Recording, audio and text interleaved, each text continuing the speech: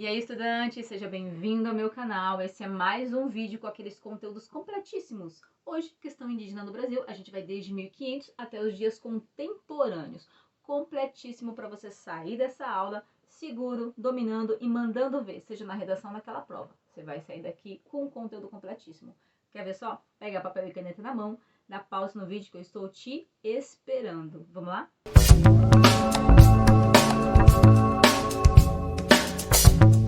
Olá pessoal, para a gente começar a entender por que essa questão indígena ela sempre foi muito violenta, sempre chegou aqui dizimando essa população, vamos entender o ponto principal, ok? Vamos pensar, remonte-se aí, viaja no tempo, vem comigo lá para 1500, ok? Pense aí que esses indígenas aqui no Brasil, primeiro ponto, tinha demarcação de terras, pronto. Ué, tinha lá que era a terra do xamã, Chavante, tinha a terra dos Tupinambás, tinha essa questão de delimitação e demarcação de terras? Não, pessoal, não tinha, não tinha. Lembra que a produção agrícola e principalmente a caça, a pesca, ela era tudo comunitária. Essas condições de trabalho no campo era comunidade, né? Você plantava e colhia e você dividia isso entre várias nações ali indígenas, ok? Não tinha essa questão de privado, primeiro ponto. Segundo ponto, tinham documentos, porque lá na Europa já tinha documentação, já tinha documentação de compra e venda de terras, enfim, de demarcação, já tinha isso. Aqui tinha documento. Quando eu chegava, eu podia falar que aquilo ali era de várias nações indígenas, não tinha, pessoal. Segundo ponto, não tinha documentação. Terceiro ponto, quando esse português chegou aqui, esse europeu, ele chegou impondo o idioma dele, impondo a escrita dele. Emoção, né? Lembra que nós tivemos vários padres, né, vários jesuítas, que foram catequizar os nossos indígenas. Então, eles respeitaram aí a escrita e o idioma dessa população nativa? Não. E assim, um dos pontos de cultura, de identidade cultural, é o idioma, né? Então, o primeiro ponto que você já faz é quebrar, é invalidar uma questão de identidade com o idioma, então você está principalmente ainda mais enfraquecendo essa população indígena que estava aqui. Bom, já falei 3 pontos, né? A primeira questão de economia, a segunda questão de política, né, ali como que era a propriedade, e terceira questão cultural. Então você chegou com 3 pontos aqui cruciais para você enfraquecer essa população, tudo bem? E como se isso não bastasse, essa população indígena, ela sofreu muito, assim, perderam muitas vidas quando esse europeu chegou. Por 3 pontos principais, não é nem um ponto, tá? São 3 pontos principais.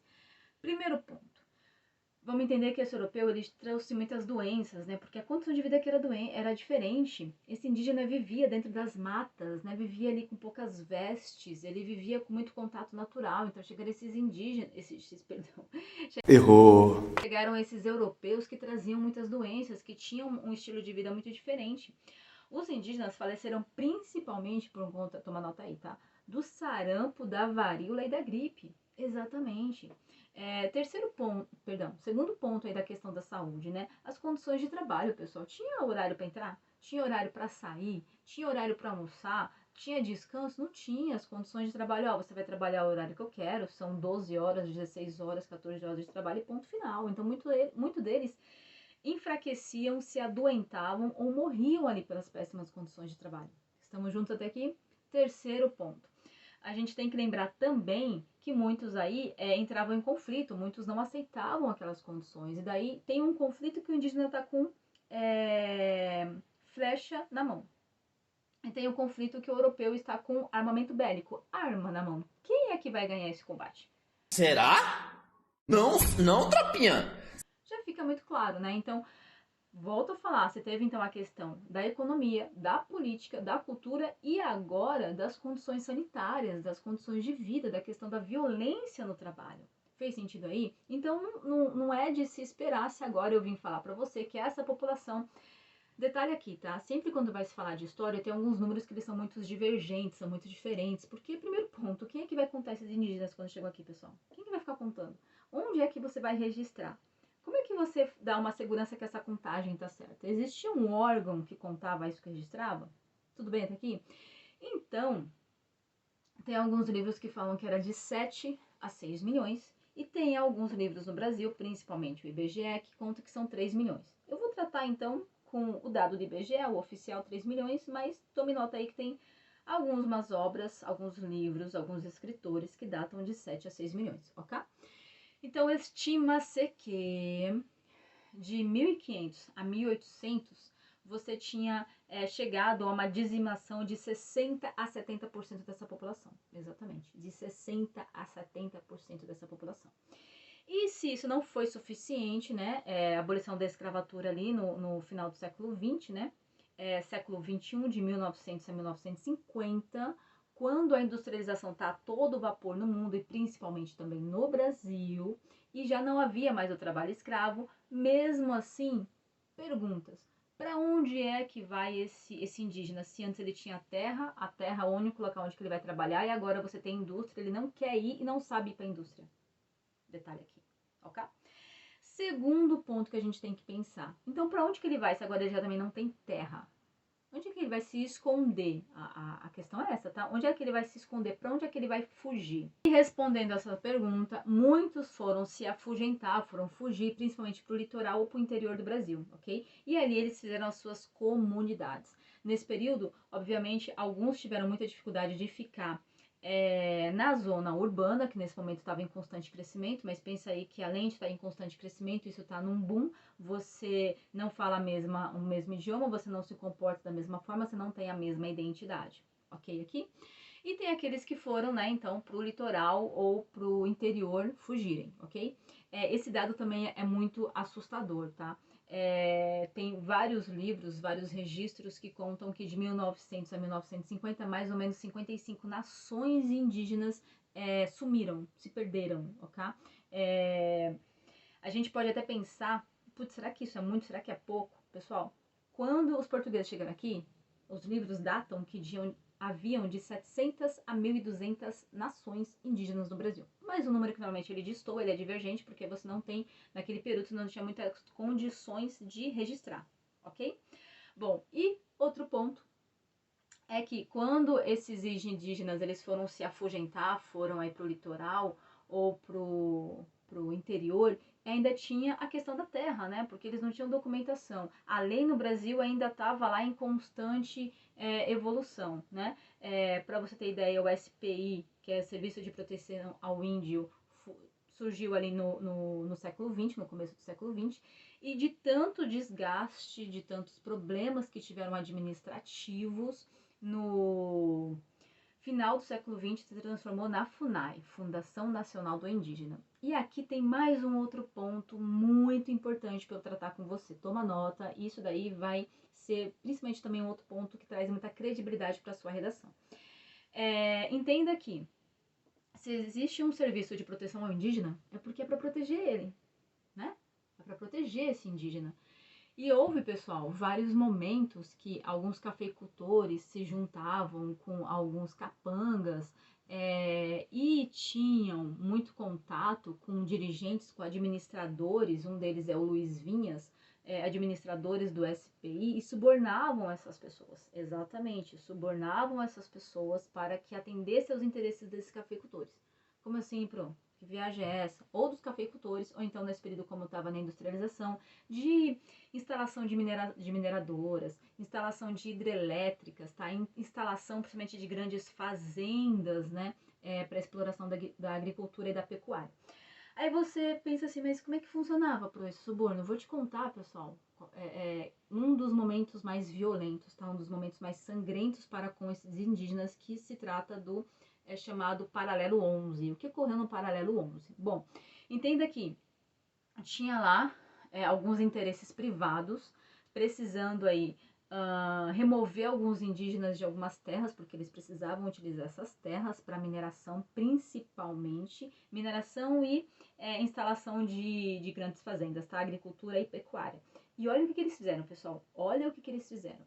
Eles tiveram a ideia de ter o contato com os indígenas e oferecer uma festa ali para ele, oferecer comes e bebes.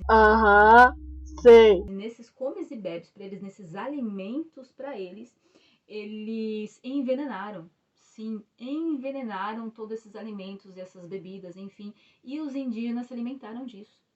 Ou seja, faleceram, morreram vários indígenas nesse período.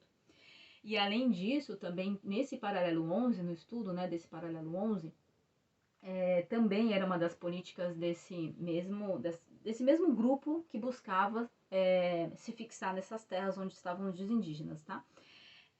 Além dessa questão do envenenamento, esse grupo aí, essa elite, também jogaram bombas, pessoal, sim, simplesmente jogaram bombas no local para realmente matarem esses indígenas, porque dessa forma você matava em grupo, né, você matava em grande contingente, e fazer a limpa nesse território. Tudo isso foi facilitado através desse suborno que essa elite fez para alguns dos dirigentes do SPI. Ironicamente, aquele serviço que era para proteger acabou facilitando um dos maiores e mais sangrentos e violentos ataques contra os indígenas no século XX. Sim, exatamente. Bom, depois disso, esse foi um estopim principal para que caísse o SPI e se fundasse a FUNAI no local. Ok? Tudo bem até aqui? Para quem ficou curioso aí, esse paralelo 11, esse estudo, é um estudo que conta com mais de 7.000 páginas do Jader Figueiredo, sim. Ele fez um estudo sobre vários momentos que os indígenas, eles ficaram à deriva, que foram destratados, desrespeitados, invalidados, né? Colocado como invisíveis e em segundo plano na nossa história, tá? E um dos momentos mais sangrentos é esse do paralelo 11 que eu comentei com vocês. Ok, até aqui? Bom, pessoal, então, aí já que eu tô chegando ao século XX, também tem alguns dados aí que remontam que após algumas políticas para com esses indígenas, que mesmo assim são políticas muito... que tem um resultado muito pequeno, né? Que abrangem poucos, né? Bom, tem um estudo aí que conta que de 1990 a 2010 teve aí um aumento da população indígena no Brasil, mas é óbvio que basta você observar ao seu redor, pesquisar, sobre a questão do acesso dos indígenas, seja à educação, ao trabalho, acesso à segurança, que você vai verificar que sim, eles ainda, o dia a dia, o cotidiano deles ainda é recheado de preconceito, de racismo, as suas terras, né, foram tomadas e até hoje essas políticas de delimitação de terras e remarcação de terras, elas são muito falhas, muito pífias, elas são muito ineficientes, digamos assim, né? E toda essa questão de violação dos direitos dos indígenas ainda é muito latente. Basta você, de repente, chegar, às vezes, numa região que tem alguma comunidade indígena ou que você...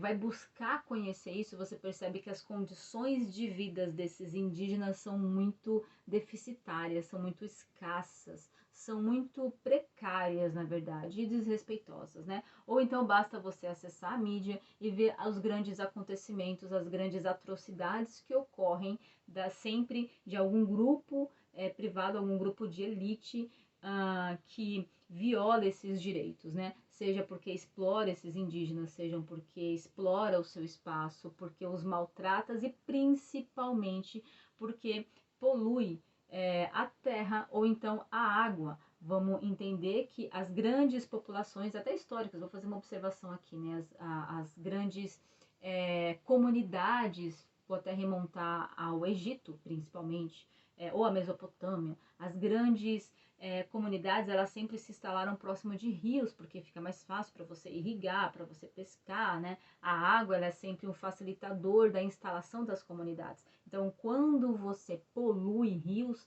e mares onde esses indígenas se instalam, você basicamente, de forma indireta, você tem sangue dos indígenas na mão, porque você está colaborando para, digamos, a doença ou a morte que possa ocorrer nessa comunidade indígena por conta aí da poluição ou da dificuldade que agora eles terão para pescar ou para utilizar a água simplesmente para beber mesmo, para se alimentar. Veja se fez sentido para você. Agora sim esse vídeo merece um joinha, não merece? Você que for aqui até o final, com certeza inscreva-se no canal, curte esse vídeo, compartilha para aquele amigo, para aquela amiga que eu tenho certeza que esse conteúdo vai ajudá-lo a sair da aula assim como você. Seguro e com bastante conteúdo, com alguns insights, com outra visão acerca da questão indígena no Brasil. Obrigada por hoje, espero ter colaborado e vai lá, gabarita essa prova.